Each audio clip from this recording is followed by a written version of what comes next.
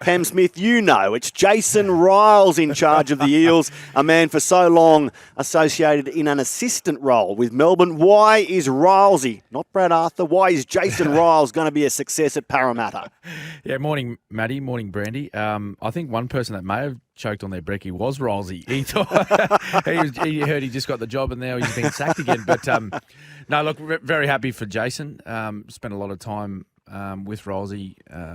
Played alongside him actually at the end of his career when he joined the Melbourne Storm, and then also when he took over his role as an assistant coach at Melbourne. Spending a lot of time with him as the forwards coach and sort of like the senior assistant to Craig Bellamy. So, look, I just love his passion for the game. I love his commitment towards particularly, working with younger players and developing, their ability and their skill to become consistent first graders. And the one thing I do, or the thing that stands out and does impress me about his style of coaching is that, he's always looking at ways to improve himself. Now, maybe that's something that he's learnt from guys like Craig Bellamy and Trent Robinson, because he's spent a lot of time with those two coaches and two of the more experienced and successful coaches in our competition. So there's certainly he's had quality time with quality organisations and quality people. So he's taken all of those skills and really made his own sort of fist of coaching. And I'm excited for what's coming for the Parramatta Eels and Jason Ryles' coaching future. And I think Parramatta have handled it well, Cam, and a lot. There's been a fair bit of criticism floating around about Parramatta and how they missed out on Wayne Bennett, so they had to. Yeah. They really had to dig deep and find out who was the next best candidate, and it's not an easy thing when you're talking about assistant coaches that don't have much of a record behind them. And I know it, so. A couple of interviews for all those that they thought were a chance: Dean Young, Josh Hannay, Jason Ryles, and in the end, they've spent enough time to think that they've got the right decision, and they've come to the right decision. So, after the board meeting last Tuesday, they then had to nut out, a deal with Jason Ryles and get through that process to announce him this morning. But they're hoping they've picked the right man. I guess you're never 100% sure when you've got a couple of really good candidates in Dean Young and Josh Hannay, but that's right. Jason Ryles is the man now. Yeah, I think, those two other guys you talk about, I played with Dean Young, great footballer, understands the game at a deep level. So does Josh Hannay. So I've played with both of those players and coached alongside Josh with the Queensland side the last couple of years. And look, he is not far away from getting an opportunity as a head coach. He's certainly ready. He understands the game at a deep level also. But I think Parramatta may have just gone for Rylesy ahead of the other two because of his experience. He's got a bit more experience behind him. Been doing it longer. A bit longer, Brandy, and been involved in some high-quality organisations, like I mentioned, Melbourne Storm, Sydney Roosters, and also did a little bit of time with English rugby as well. So I know they run a pretty sort of elite program over there. So I think that maybe have a fair bit to do with it. Also, you got to remember, he did a lot of great things as a player too. He played at the highest level. He played State of Origin football. He played international football. Was part of some pretty impressive footy teams at NRL level as well. So he understands what it takes to be consistent and play at that high level every week. So I think that's what sort of give him a bit of a head start in front of the other two. And I think it's exciting times for Parramatta, right? And I agree with you, Brandy. I think they handled it beautifully. It was great to see the honesty early on when they come out and said, look, Wayne Bennett was our target. Unfortunately, we missed out. We couldn't get him across the line. He chose the Rabbitohs instead of us. And then they went through a pretty solid sort of process to go interview these other guys and make sure they're making the right decision. So, most definitely, I think Jason's more than ready. Now he's just got to take on the challenge of being the head coach rather than being the assistant, which, there's different challenges that come with that. But Most certainly. I think he's done his apprenticeship and he's ready to do it. Brandy, you reminded me they made the decision last Tuesday night, so they've kept the decision under wraps for 5 days while they cross their T's, that's impressive. dot their I's. You're right. And in fact, had most people over the weekend said, I'm hearing Josh Hannay, and then Monday morning, bang, it's Jason Ryles. You two will be interested to know that when Rylesy made his debut at St George Illawarra, I reckon I did his first ever media interview. It would have taken, no exaggeration, about 50 takes. Rylesy did not enjoy his first media interview, but he has come a long way since then. And a question to two league experts on the phone and sitting beside me. Congratulations to Jason Ryles, says the Powerball. On his appointment, but the list is the issue for Jason. Not sure if the Roosters and Melbourne Storm, obviously where he's been an assistant, had to directly deal with a list rebuild of the magnitude required at Para. Our for and against is a clear indication of our problems and why attitude and personnel need to change. Is the Parramatta Powerball on the mark there? Do they need a significant overhaul of their list? Oh, I think they do, yeah. I think that's been obvious over the last couple of years, Matty, last year and this year.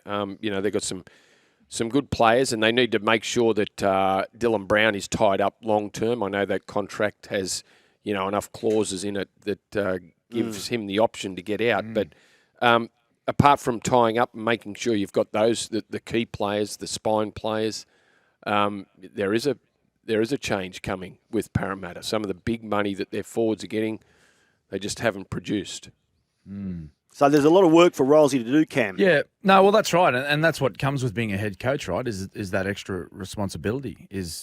You're now in charge of not just one unit or one part of the football team. It's the whole organisation from top to bottom, and so the performances and the results that, as we've seen over the past decade, it starts and ends with the head coach. If they're winning, he's getting plenty of pats on the back. If they're not, then, well, his job's on the line. So now that responsibility falls on Jason Ryles. Look, if he didn't think he was ready, I don't think he would have put his hand up to take on this role. And it's a big role. Like, they're a big club. They're a big club. Yeah.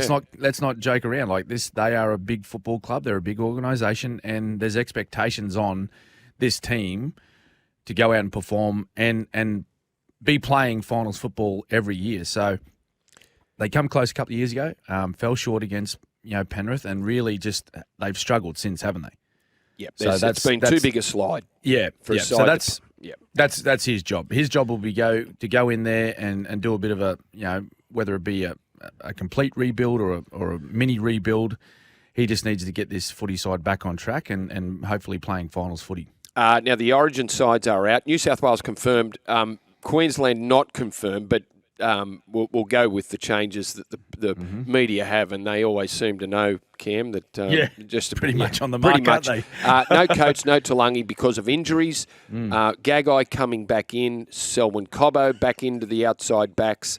Jaden Sewer left out. No David Fafita. Kirk Capel into the back row with Kalen Ponga to join Kafusi, Mo Fotuaika and Harry Grant on the bench.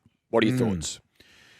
Yeah, well, I think I wasn't sure whether Billy was going to make too many changes, but a couple of those have been forced with obviously Xavier Coates and news just breaking. I think it was yesterday, Murray Taulagi having that leg issue. So a couple of forced changes there.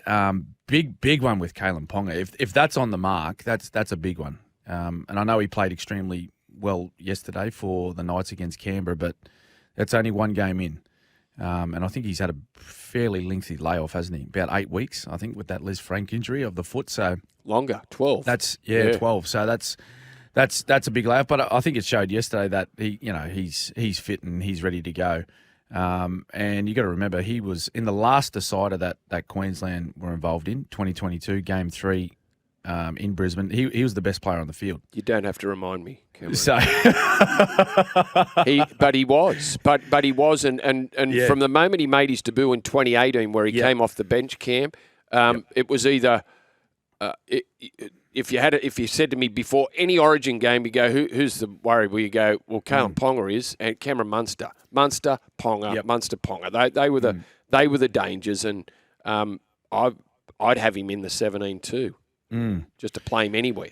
Yeah, well, he's that X factor, right? Like, so you just like he come back yesterday and he was almost the best player on the field again, after that 3-month layoff. So just every time he touches the ball, like he poses a threat for any opposition. So, a couple of changes there. Look, I think the biggest thing for Queensland, we're still talking about the Maroons, they just need to fix their mentality towards this match. And maybe it's an automatic thing, right? Because you look at Game 2, they were completely outplayed in all areas of the game. But most importantly was the mentality in which New South Wales played the game and the way Queensland played. They wanted it more, New South Wales. They needed to win, right? And Queensland wanted to win. There's a big difference there. Whereas now it's one each, and both teams want to win. So it's on, baby. It's on. I think that will be. I think that will be the message from Billy Slater all week. It won't be so much about how they're going to go about the game. Look, sure they'll touch on that, but it'll be all about their mental preparation and being ready for the biggest game of their season so far. So Latrell Mitchell injured for New South Wales. Hamole Olakau'atu overhooked.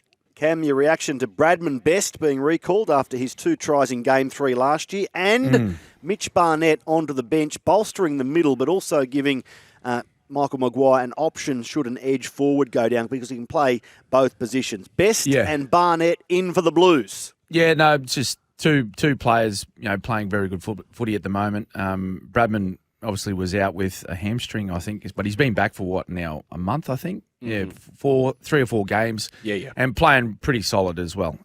He's proven he played extremely well last year for the Blues. Just adds another big body out wide with Latrell Mitchell not being there. And Queensland had their issues on the edges last game. Like, that was there for everyone to see. So adding another big body out there, it just it bolsters the size and the physicality in which they can play with.